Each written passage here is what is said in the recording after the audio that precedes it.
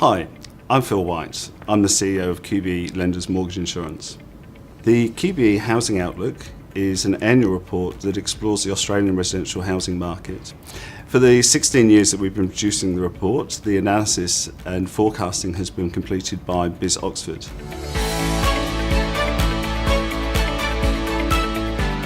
Units are now a much more prevalent form of construction to satisfy our growing populations in all our major cities.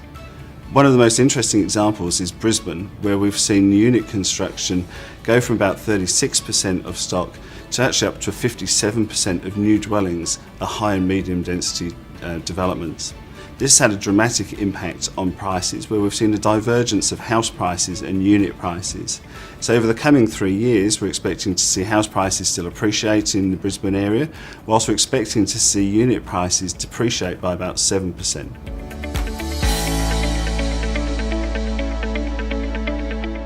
Median Sydney house price is currently about $1.177 million.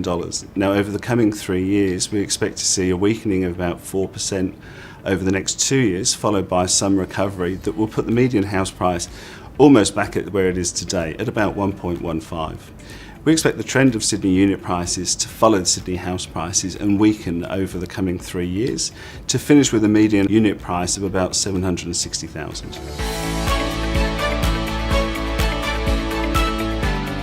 The Melbourne house market, we are expecting growth to moderate somewhat, but we are still expecting to see over the 3 years a cumulative growth of about 10% in the houses. The Melbourne unit price is forecast to decline over the coming 3 years by about 5%, resulting in a median unit price in 2020 of about $535,000.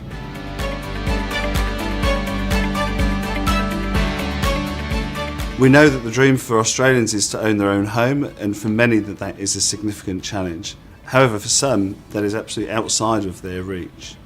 So as we are looking over the next 15 years of how we're going to house another 6.5 million people in this country, we have the other issue that sits there, often not talked about as much, which is homelessness. So according to this last census, we had 105,000 homeless in Australia. So to me, it doesn't seem an insurmountable challenge that over the coming decades, as our population continues to grow, we use that as an opportunity to address some of the core social issues around homelessness. And I think that's a great challenge, not just for government. I think that's a challenge for all of us who operate within the residential mortgage market, that we should be looking at how we can contribute to solving these problems in the communities in which we operate.